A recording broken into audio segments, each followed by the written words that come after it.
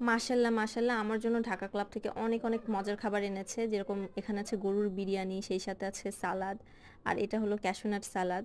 Cashew nut সালাদটা ওই যে চিকেন, কাজু বাদাম এইসব দিয়ে যেটা বানানো হয়, ওটাকেই বলা হয়। অনেকেই খেয়েছেন। এটা কিন্তু যারা পছন্দ করে, জাস্ট তাদেরকে বলতে হবে না যে কতটা মজার। এটা কুকিজ আমার খুবই পছন্দের কুকিজ, কারণ ওটা একটু নোনতা, নোনতা হয়। আর এগুলো আনার মেন কারণ আজকে বিশ্ব মা দিবস, এই কারণে আমার জন্য মিষ্টি মিষ্টি ট্রিট।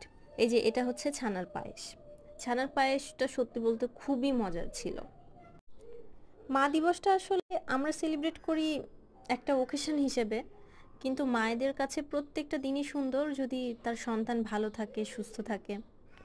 আর আমার জন্য মিষ্টি মিষ্টি খাবার এনে আমাকে একটু স্পেশাল ফিল করিয়েছে, এজন্য তো আমি, হ্যাঁ, আমার সন্তানকে, তার বাবাকে অবশ্যই ধন্যবাদ দেই।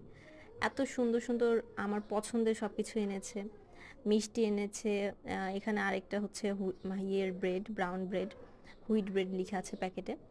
তো এখানে আরও দুই রকমের কেক এনেছে, fruit cake, plane cake, pound cake যেগুলো। এই কেকগুলো সত্যি বলতে সব জায়গায়ই খেয়েছি আমি, কিন্তু ঢাকা ক্লাবের কেকগুলো, ঢাকা ক্লাবের বেকারি আইটেমগুলো আসলেই মজা।